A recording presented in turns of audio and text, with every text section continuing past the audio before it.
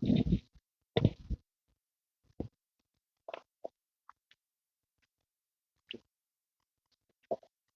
noite, meus irmãos e irmãs, graça e paz a todos.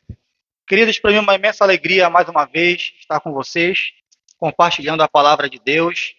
É sempre um imenso prazer falar da palavra que tem transformado as nossas vidas. Como os irmãos já observaram aí no Data Show, nós iremos ler hoje a carta de Paulo aos Colossenses, no capítulo 3, dos versos de 12 a 17. Eu já convido os irmãos a abrirem suas Bíblias aí. Carta do apóstolo Paulo aos Colossenses, no capítulo 3, dos versos de 12 a 17. Vamos ver o que diz a palavra de Deus. Colossenses 3, de 12 a 17. Diz assim a palavra do Senhor: Revesti-vos, pois, como eleitos de Deus, santos e amados, de ternos afetos de misericórdia, de bondade, de humildade, de mansidão, de longanimidade. Suportai-vos uns aos outros, perdoai-vos mutuamente, caso alguém tenha motivo de queixa contra outrem, assim como o Senhor vos perdoou, assim também perdoai-vos. Acima de tudo isto, porém, esteja o amor, que é o vínculo da perfeição. Seja a paz de Cristo árbitro em vosso coração, a qual também fostes chamados em um só corpo, e sedes agradecidos. Habite ricamente em vós a palavra de Cristo, instruí-vos, aconselhai-vos mutuamente, com toda sabedoria, louvando a Deus com salmos e hinos e cânticos espirituais com gratidão em vosso coração. E tudo o que fizerdes, seja em palavras, seja em ação, fazei tudo em nome do Senhor Jesus, dando por eles graças a Deus Pai. Oremos. Pai, nós oramos, meu Deus, pedindo a tua direção para que nós possamos sermos edificados pela tua palavra. Deus, fala conosco, em ti está o querer e o realizar. Fala com a tua igreja, meu Pai, usa a minha vida para louvor da tua glória, em nome de Jesus. Amém. Meus irmãos, a carta aos Colossenses, segundo o reverendo Hernandes Dias Lopes, é o maior tratado cristológico do Novo Testamento. Diante das heresias que estavam acontecendo ali naquela igreja, o apóstolo Paulo escreveu esta carta para combater algumas heresias que aconteciam ali naquela comunidade. A heresia que estava acontecendo naquele momento ali foi uma heresia que futuramente, mais tarde, ficou conhecida como gnosticismo. E essa heresia negava a encarnação de Cristo e também a doutrina da santificação. E o que acontecia ali naquele momento? Alguns irmãos instruídos por falsos mestres estavam entendendo que uma vez que você se convertia ao cristianismo, que você tinha Cristo como seu Salvador, você ainda assim poderia continuar uma vida antiga. Por quê? Porque os gnósticos, eles entendiam a seguinte questão: eles não criam na matéria, eles criam que a matéria era mal, o corpo era mal. De modo que, entendendo que o corpo era mal, eles entendiam que não importava o que você fizesse com o seu corpo. Eles entendiam que você podia entregar o seu corpo a todo tipo de pecado e impureza, que isso não afetaria o seu espírito. Eles entendiam que isso não afetaria a sua salvação ou a sua comunhão com Cristo. Então, eles eram instruídos a se lançar todo tipo de pecado naquele momento, entendendo que isso não abalaria a sua comunhão com Cristo. Por isso que no capítulo 3 da carta que lemos, o apóstolo Paulo vai orientar os irmãos dizendo: pensai nas coisas do alto. Por quê? Porque vocês já morreram para as coisas antigas. E o apóstolo Paulo vai dar duas listas de pecado, de coisas que não eram convenientes para aqueles que já estavam com Cristo. Ele vai destacar essa lista no capítulo 3, no verso de número 5, primeiramente, e depois no versículo 8. O versículo 5 ele fala: fazei, pois, morrer a vossa natureza terrena, prostituição, impureza, paixão lascívia, desejo maligno e a avareza, que é a idolatria. Versículo 8 agora. Agora, porém, despojai-vos igualmente de tudo isto: ira, indignação, maldade, maledicência, linguagem obscena no vosso falar.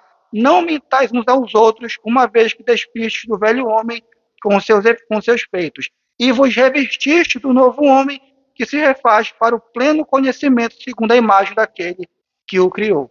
Ou seja, o apóstolo Paulo está dizendo aqui para a igreja dos cristãos de Colossos, dizendo: olha, vocês ressuscitaram com Cristo, vocês têm uma nova vida, por isso vocês precisam se despir das vestimentas do novo homem.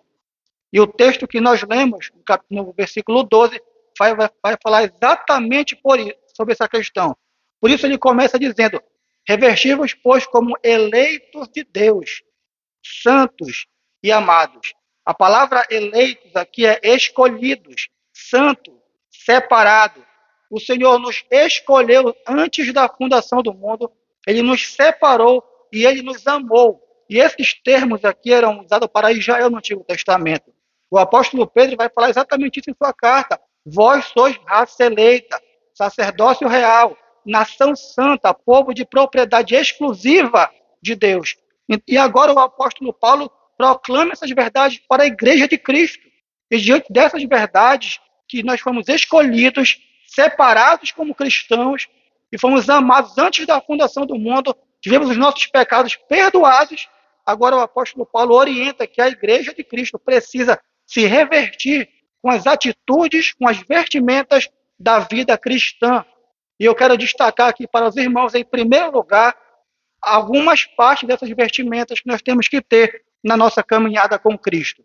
E, pelo lugar, eu destaco as virtudes que envolvem os nossos relacionamentos com os irmãos e também com a sociedade. Acompanhe sua Bíblia comigo aí, o texto que nós lemos. Capítulo 3, versículo 12. Diz assim: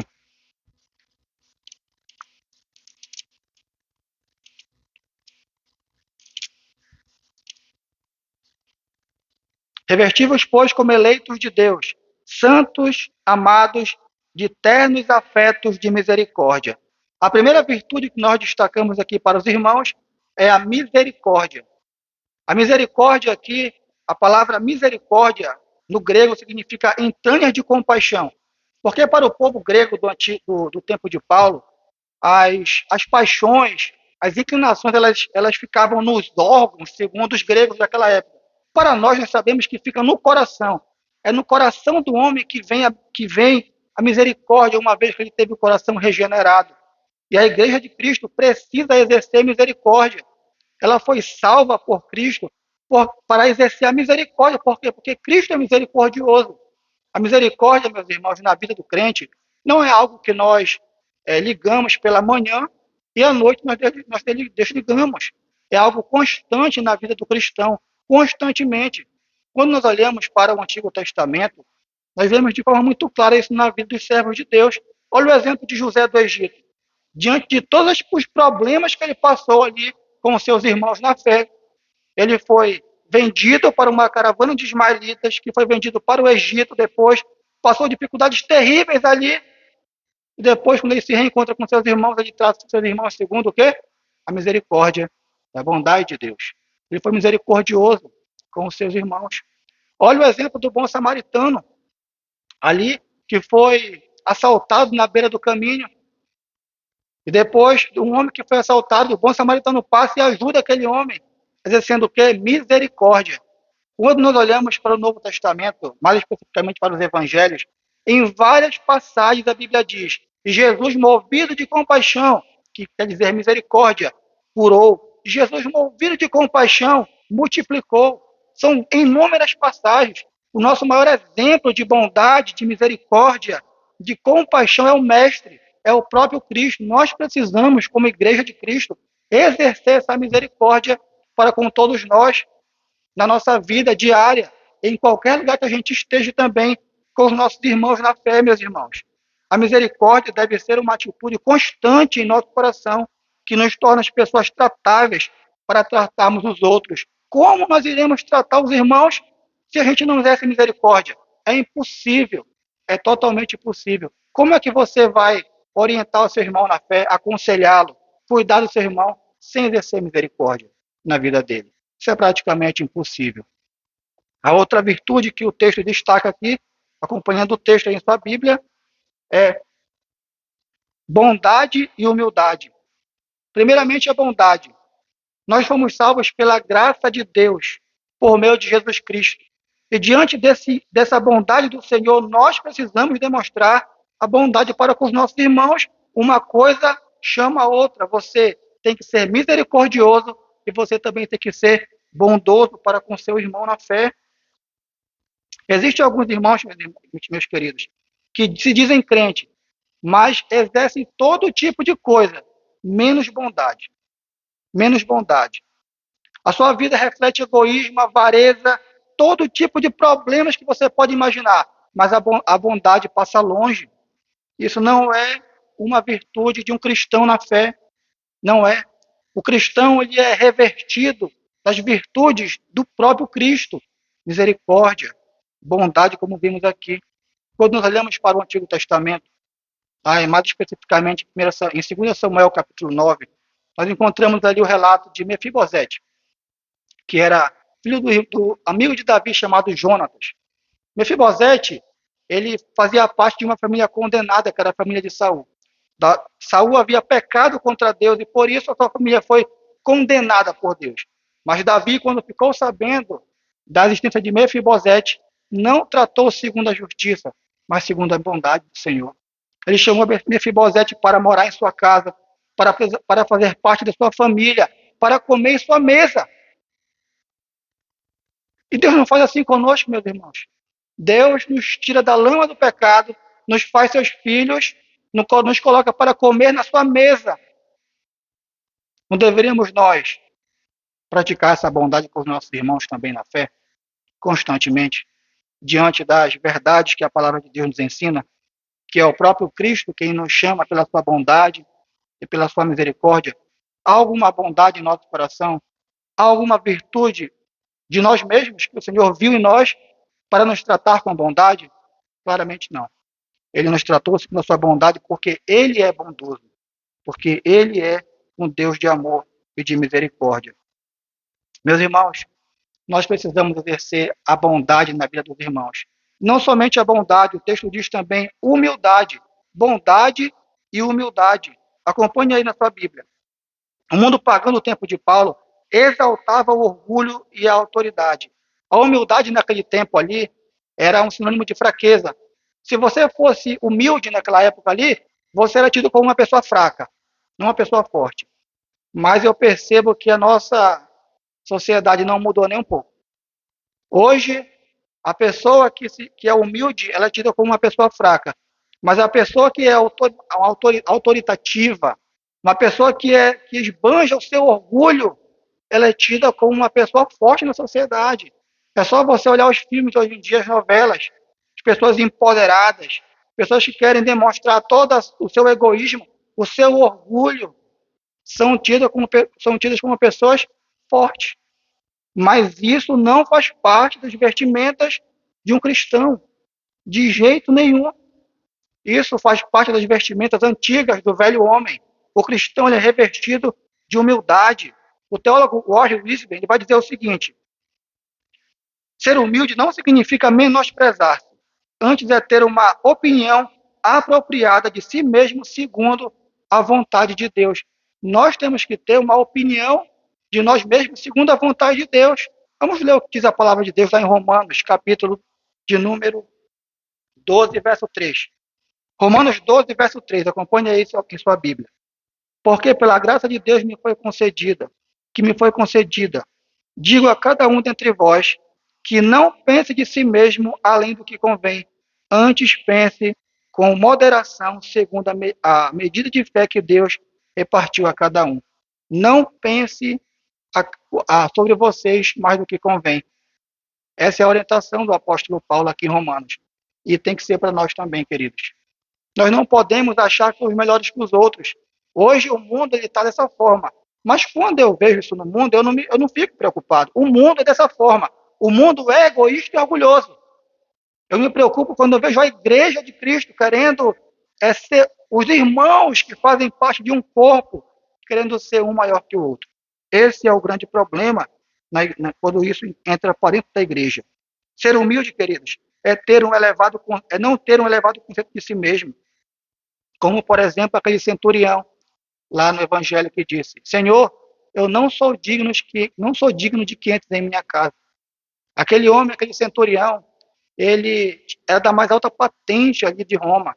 Ele poderia chegar em Jesus e falar: Senhor, eu ordeno que vá até a minha casa, crendo na sua autoridade, mas não, cheio de humildade, ele fala: eu não sou digno que vá em minha casa, basta uma palavra tua e meu servo ficará curado. Humildade deve ser essa virtude que deve nos guiar na caminhada cristã. Uma pessoa humilde está pronta a reconhecer o valor dos outros e a reconhecer os seus próprios erros. Humilde é honrar os outros mais do que a si mesmo. Uma pessoa humilde é aquela que reconhece seus erros e está pronta a aceitar uma admoestação. Humildade também é estar pronto a reconhecer os seus erros, irmãos. Irmãos que não aceitam ser repreendidos, irmãos que não aceitam a ser admoestados, têm uma grande falha em seu caráter, chamada falta de humildade. Não deve ser essa a vestimenta do cristão. Temos que ter humildade, porque nós erramos. Eu erro constantemente. Eu sei que cada um dos irmãos aqui, dos irmãos também erram na sua caminhada cristã. Por isso precisamos ser humildes e reconhecer nossas falhas constantemente. A marca de uma pessoa humilde, a marca de alguém que tem essa virtude chamada humildade, é que ele pensa, se preocupa mais com os outros do que com a sua própria vida, do que consigo mesmo. A outra virtude, queridos, que faz parte da que envolve os nossos relacionamentos é a mansidão e a longanimidade. Mansidão. Mansidão é ter a força sob controle. Essa palavra aqui ela era usada antigamente para um vento que acalma o calor. Aquele calor aqui do Pará que a gente sabe como está acontecendo aqui no Pará, um calor insuportável. A ideia aqui é que aquela brisa vem e acalma o calor. É exatamente isso que é uma pessoa mansa. Diante de uma situação complicada, ele acalma o ambiente. Essa é uma pessoa mansa. Uma pessoa que acalma o ambiente. O vento ele pode se tornar uma tempestade, mas uma pessoa que está revestida de mansidão, ela certamente irá se controlar em momentos difíceis da vida. John MacArthur, ele diz que a palavra mansidão pode ser traduzida por docilidade, que significa a disposição para sofrer ferimentos ou insultos em vez de causar sofrimentos ou insultar outras pessoas. Uma pessoa humilde, uma pessoa mansa, ela está disposta a ser confrontada, a receber uma afronta, em vez de causar uma afronta. Isso é uma virtude de alguém que é manso. Os homens mais vigorosos da Bíblia foram mansos. Moisés, o grande líder que tirou o povo do Império Egípcio, teve problemas na sua caminhada. Rebelião de seu irmão Arão, sua irmã Miriam, seu primo Corá. Mas mesmo assim foi um homem manso. Um homem que conseguiu guiar um povo gigantesco sem acabar com tudo. Foi manso. O nosso maior exemplo de mansidão também é Jesus. Ele disse: aprendei de mim porque sou manso e humilde de coração. O nosso mestre é manso. E nós não deveríamos ser também, diante de situações difíceis na vida? A mansidão é uma disposição de ceder direitos.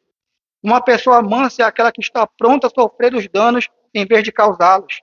O teólogo William Hendrickson diz: mansidão é a disposição de abrir mão de um direito claro. Quem é manso não causa problemas, ele resolve os problemas.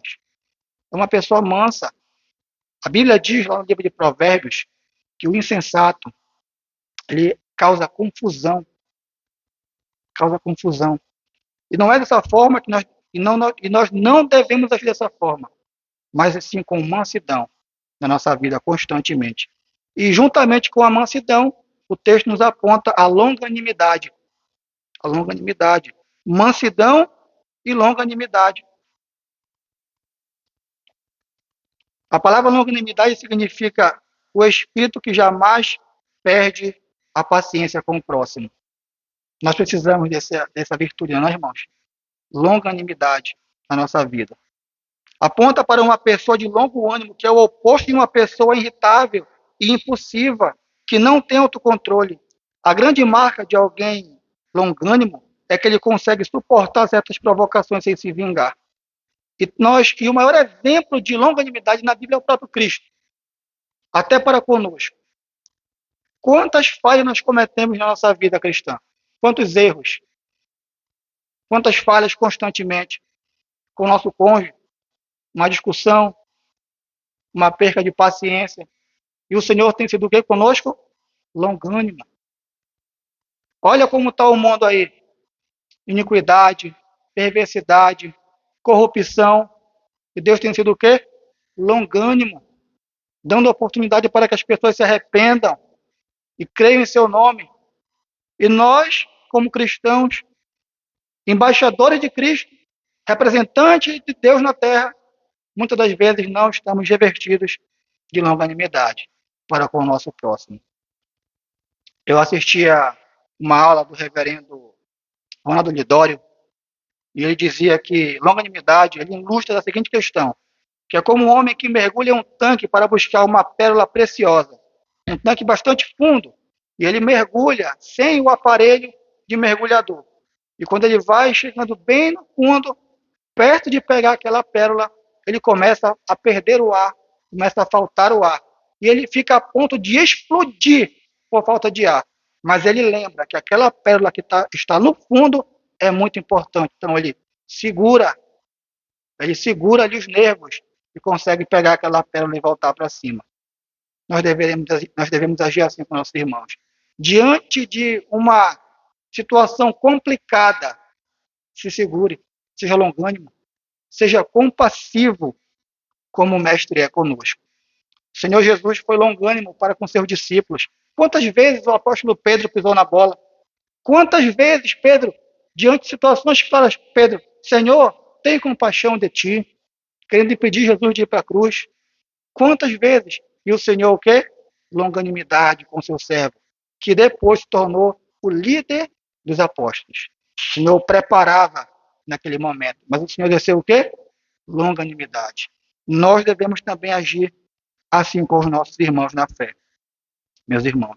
As outras virtudes que fazem parte dos nossos relacionamentos é a capacidade de suportar e de perdoar. O texto diz, no versículo de número 3, no versículo 13, suportai-vos uns aos outros, perdoai-vos mutuamente, caso alguém tenha motivo de queixa contra outrem, assim como o Senhor vos perdoou, perdoai-vos também. Suportar. Nós temos duas aplicações aqui para esse texto. Primeiramente, é que nós passamos por dificuldades na vida com pessoas difíceis. E nós temos que ter a capacidade de suportar tais situações.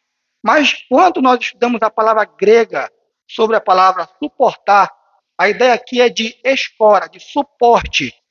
A palavra grega aqui, então, que o apóstolo Paulo usa é suporte, ajudar, servir de escora para o seu irmão na fé. É essa que é a palavra que o apóstolo Paulo usa aqui no texto que nós lemos. E a igreja precisa exercer suporte, exercer ajuda para os seus irmãos na fé constantemente.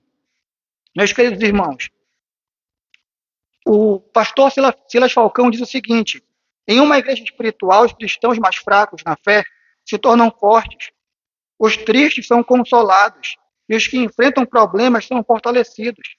E o apóstolo Paulo diz na sua carta aos Romanos, no capítulo 1, nós que somos fortes devemos suportar, a palavra grega aqui é escorar também, as debilidades dos fracos e não agradarmos a nós mesmos.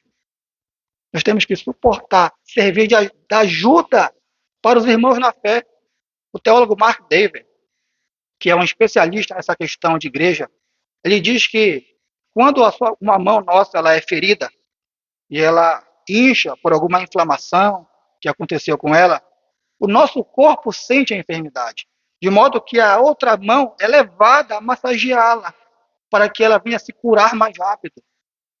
Não deve ser essa atitude da igreja diante de um problema de um irmão na fé, tanto físico, espiritual, financeiro, qual que seja.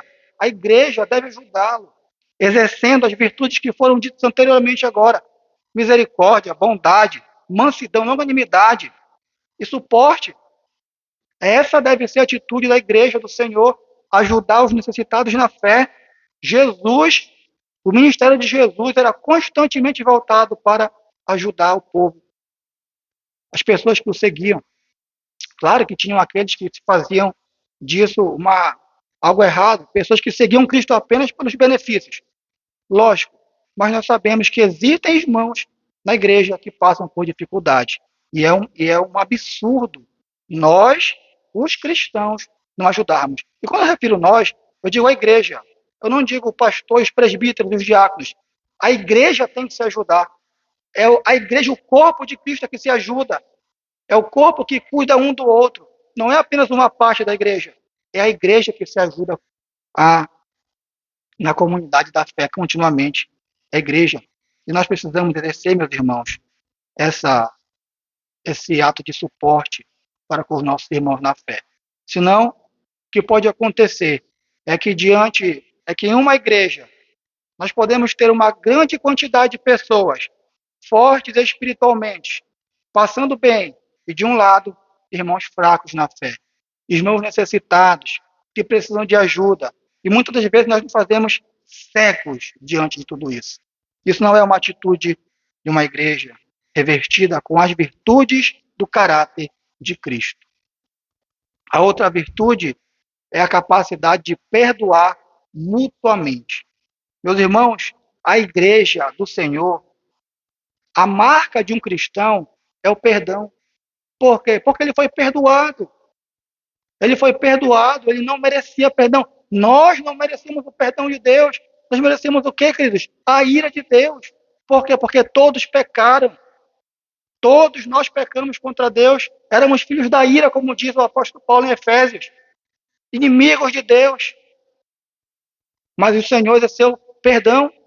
Pela graça fomos salvos, mediante a fé. Isso não vem de nós, é um dom de Deus, e nem de outros para que ninguém se glorie. O Senhor nos perdoou, exerceu misericórdia para conosco, e nós precisamos perdoar os nossos irmãos queridos. O texto diz: caso alguém tenha motivo de queixa, assim como o Senhor vos perdoou, assim também perdoai-vos. Precisamos exercer o perdão uns para com os outros. E por que precisamos exercer perdão? Porque nós decepcionamos as pessoas. Eu falho com o meu irmão, vocês falham também. Seria um problema eu querer apenas que o irmão me perdoasse, mas não querer perdoar meu irmão. Isso é um problema. Todos nós cometemos erros e todos nós precisamos nos perdoar continuamente. O Senhor Jesus contou uma parábola, a parábola do credor. Ele diz que aquele homem foi perdoado de uma dívida impagável. Impagável. Ninguém podia pagar aquela dívida dele. E aquele homem sai dali e ele encontra um amigo antigo que o devia uma quantia muito pequena, valor insignificante. E ele diz para aquele amigo dele: paga o que me deve. E ele enforcava aquele amigo: paga o que me deve. Só que os oficiais do rei, que havia perdoado a dívida dele, contaram para o rei a história. O rei o manda chamar e diz: servo mau, por que não perdoaste a dívida do teu amigo, que era menor, como eu perdoei a tua? Então o Senhor manda lançar aquele homem no cárcere e diz: você não sairá daí até que pagues até o último centavo. A pergunta é: ele pode pagar? Essa parábola reflete aos nossos pecados. É impossível pagarmos os nossos pecados. Mas o que mais me deixa chocado e impactado nessa parábola é o que o Senhor Jesus fala para aplicar em nossas vidas.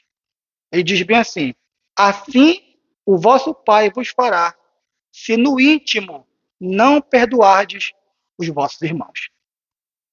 Entende a grandeza e aqui o temor que tem que haver em nossos corações? No íntimo, não é de boca, é de íntimo. O Senhor sonda os corações. E assim Ele fará com cada um de nós, se no íntimo do nosso coração não perdoarmos os nossos irmãos. Não perdoarmos. A igreja precisa exercer perdão. Precisa exercer perdão. Hernando Dias Lopes tem uma frase. Acompanhe no Data Show a frase do reverendo Hernando Dias Lopes. Ele diz: se você nutrir mágoa em seu coração por alguém, essa pessoa manterá você no cativeiro do ódio. Quando você se assenta para se alimentar, você perderá o apetite. Você tentará descansar depois de um dia de trabalho exausto, e essa pessoa fará o seu sono virar um pesadelo. Você sairá para tirar férias com sua família, e essa pessoa pegará carona com você para estragar suas férias em família. Nós precisamos perdoar uns aos outros. Uns aos outros, meus irmãos.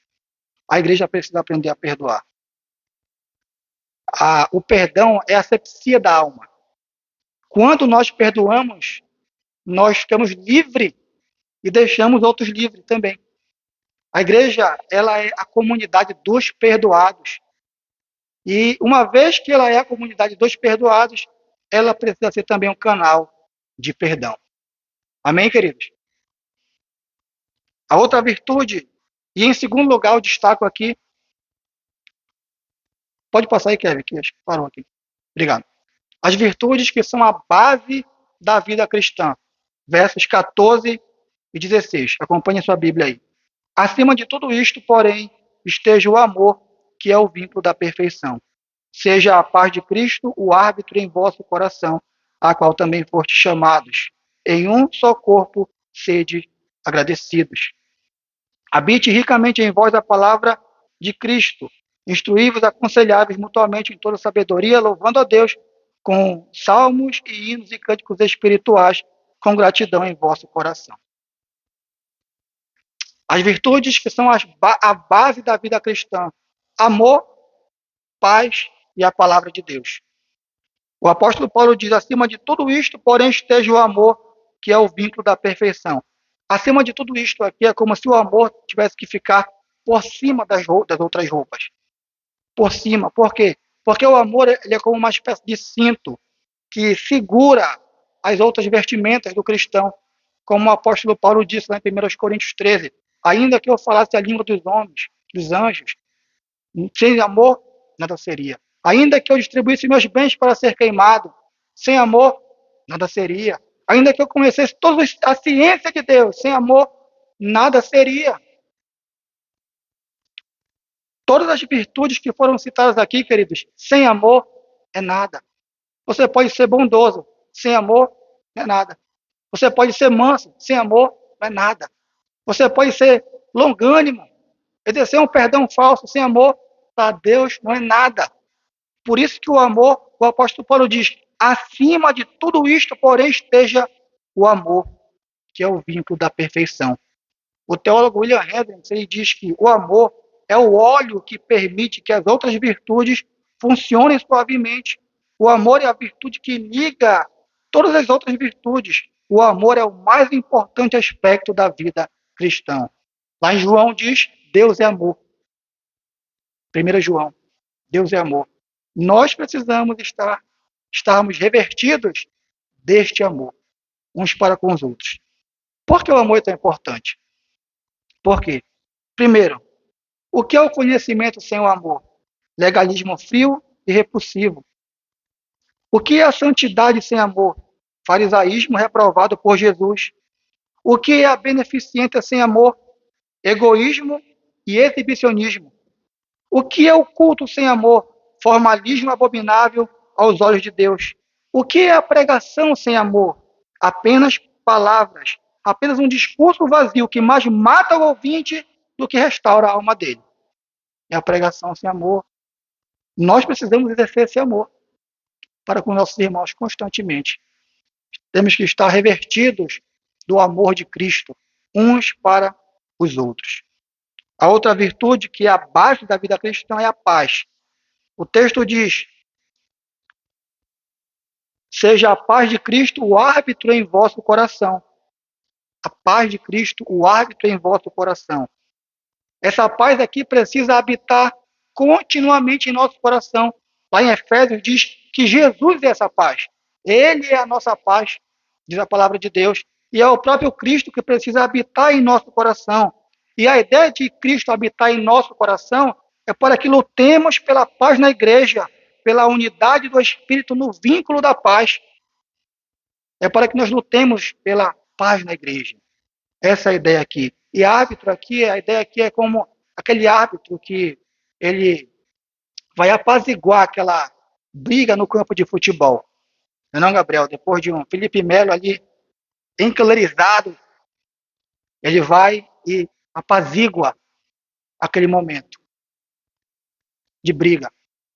Essa deve ser a nossa atitude na nossa vida cristã. A paz de Cristo tem que ser o árbitro em nosso coração, constantemente. Constantemente. Constantemente. A importância, ou melhor dizendo, essa paz, ela não é a paz que Jonas sentia, do profeta Jonas sentia no barco. Jonas recebeu uma ordem de Deus para ir para uma cidade chamada Nínive, mas foi para Tarso. Mas ainda assim conseguia dormir calmamente no porão do barco, sentindo paz em seu coração. Calmamente ele dormia no porão do barco. Não é essa paz que deve acompanhar o nosso coração, mas a paz aqui é a paz de Cristo. Por quê? Por que eu digo que não é essa paz? Porque existem pessoas que cometem pecados e dizem, eu estou em paz com Deus. Não pode ser assim a nossa vida. A paz de Cristo aqui é para que nós lutemos pela paz no corpo de Cristo também, onde a gente esteja. Se você trabalha em um local que passa por dificuldades, exerça a paz de Cristo lá. Na escola, se você é estudante, e no corpo de Cristo, aqui na igreja do Senhor. A paz de Cristo. A outra virtude que é a base da vida cristã é a palavra de Deus. O texto diz, habite ricamente em vós a palavra de Cristo. E a palavra habitar aqui traz a ideia de habitar no íntimo, ou no interior da casa. A ideia aqui, meus irmãos, é que a palavra tem que habitar no íntimo do nosso coração. Ela tem que governar toda a vida do cristão, em palavras, em ações e atitudes.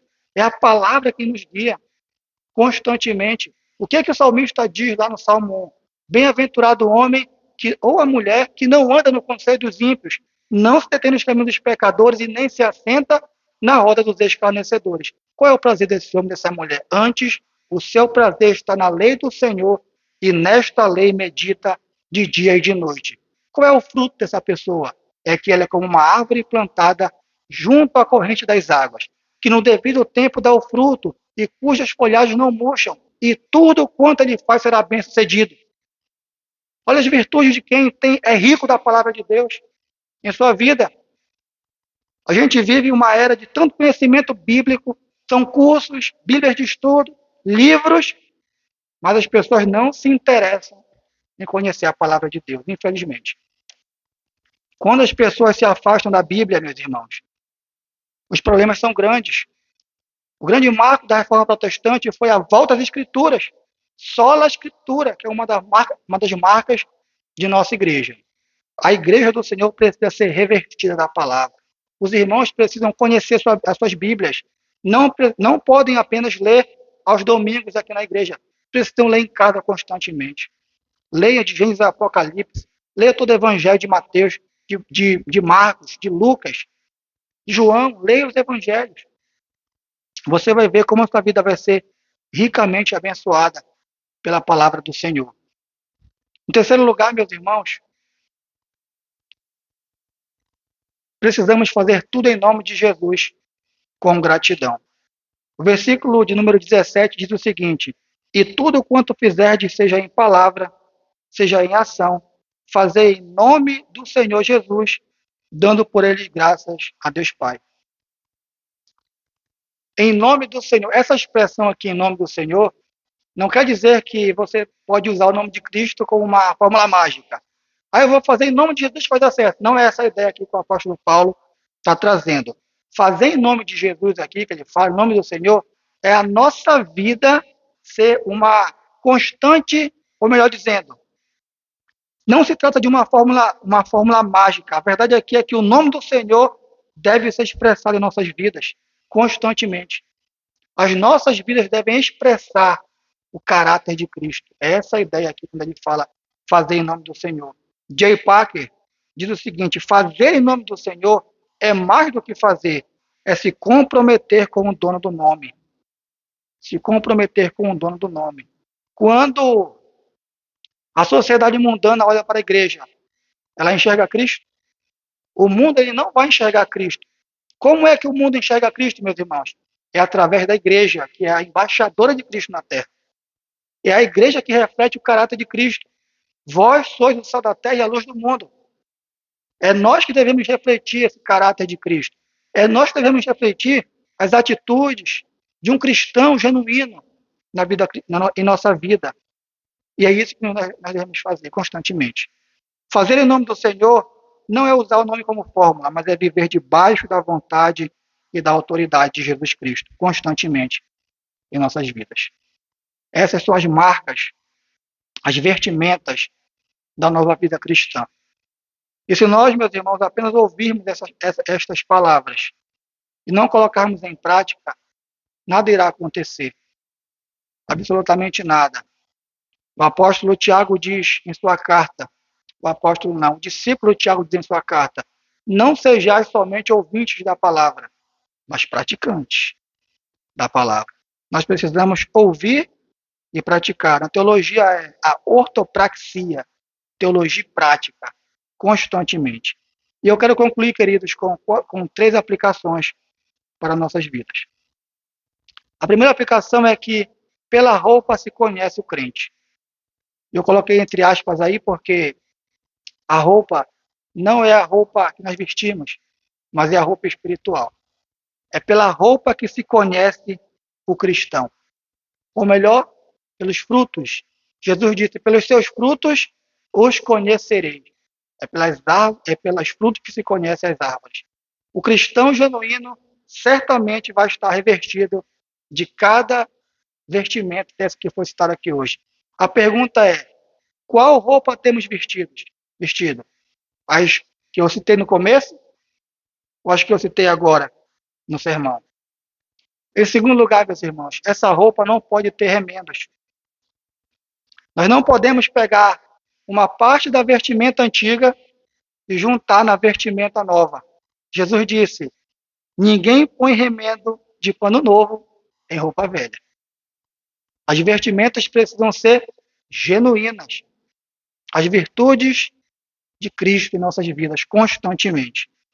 E, em último lugar, faça da gratidão seu estilo de vida.